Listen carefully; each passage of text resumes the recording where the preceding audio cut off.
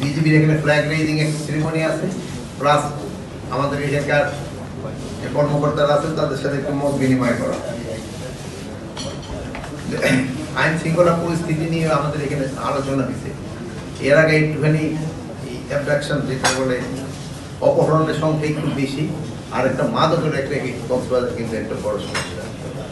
আবার আরেকটা হলো যে এখানে কিন্তু পর্যটকের তো আমাদের মেইন আকর্ষণ তো কক্সবাজার, তো এইটা যেন সবসময় ভালো অবস্থায় থাকে এটা কিন্তু আমাদের সবাই দেখা দরকার, এবং এটা আপনাদেরও সাহায্য সহযোগিতা দরকার।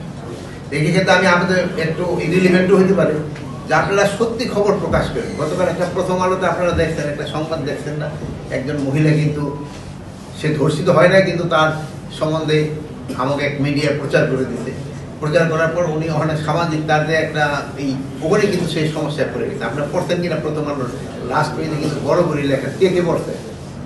পড়ছেন আপনারা প্রথম আলো? এই যে ভাই আমার ছবিটা উঠে যেটা জিজ্ঞেস করছি, পড়ছেন? এই জন্য এটা কিন্তু একটা মিডিয়াই হয়তো এই প্রচারটা করছে, কিন্তু এই প্রচারটা করে কিন্তু সেই এই আমার এই বোনের কিন্তু সমস্যা ক্রিয়েট করে দিচ্ছে। এরকম অনেক আছে, আপনারা সত্যি খবর দিচ্ছেন, আবার মাঝে মাঝে কিন্তু এই আপনাদের এই দুই একটা খবরের জন্য কিন্তু সমাজে কিন্তু একটা অস্থিরতা দেখা যায়। এই জন্য আমি আপনাদের অনুরোধ করবো, একটা সংবাদ পরিবেশন করার সময় আপনারা চেষ্টা করবেন যেন কারেক্ট সংবাদ চেষ্টা পায়। আর প্লাস আপনাদের সাথে আমার আরেকটা অনুরোধ থাকবে, যেহেতু আমি নিজেও ঢাকা কলেজে পড়ছি, যেসব ইউনিভার্সিটি করছি, সেসব আমিও সাংবাদিকতার সাথে জড়িত ছিলাম। আমি মডার্ন নিউজে সাংবাদিকতা করছি। সেই সময় এক লাইনের জন্য দিত হলো 10 পয়সা করে, মাসে হলো 20 টাকার একটা পেপার দিত। ছাত্র অবস্থায় এই টাকা আমার অনেক টাকা, কিন্তু এখন তো ধরেন সেই সময় তো এই একটা খবর কক্সবাজারে এক খবর পৌঁছাইতে 2 দিন লেগে যায়, বাট এখানে তো আপনাদের এখন 2 মিনিটও লাগে না একটা খবর পৌঁছে দেন, ভালো। কিন্তু আমার অনুরোধ হলো যা সত্যি ওটা আপনারা প্রকাশ করেন। আর দুইটা ক্ষেত্রে হলো যে দুর্নীতির উপরে আপনারা অবশ্যই ফলাও করে নেবেন। দুর্নীতি কিন্তু আমাকে এই সমাজ, আমি বলতে দুর্নীতিটা যদি বন্ধ করা দিত আমাকে সমাজ থেকে সবকিছু সমস্যার সমাধান করে দিত। তো আপনারা সবাই ভালো থাকেন, দোয়া করি।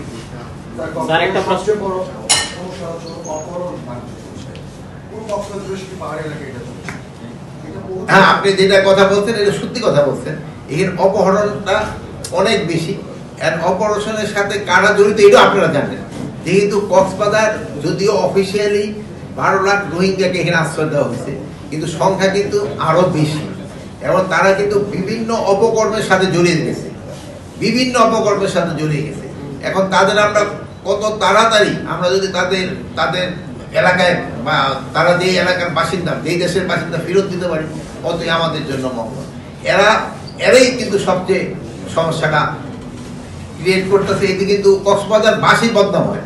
যেমন একটা রোহিঙ্গাদের সময় একটা অন্যায় করে, সে সময় বলতে কক্সবাজার এই ঘটনাটা করছে, সেই সময় কিন্তু সে আর রোহিঙ্গাটা আসে না। যেটা আমরা চেষ্টা করতে কত তাড়াতাড়ি এই দেশ থেকে ওদের দেশে স্থানান্তরিত করা যায়। স্যার, একটা প্রশ্ন ছিল যে আন্তর্জাতিক এবং বিভিন্ন গণমাধ্যমে নিউজগুলো প্রকাশিত হয়েছে, বেশ কিছুদিন ধরে সমালোচনার জন্ম দিয়েছে।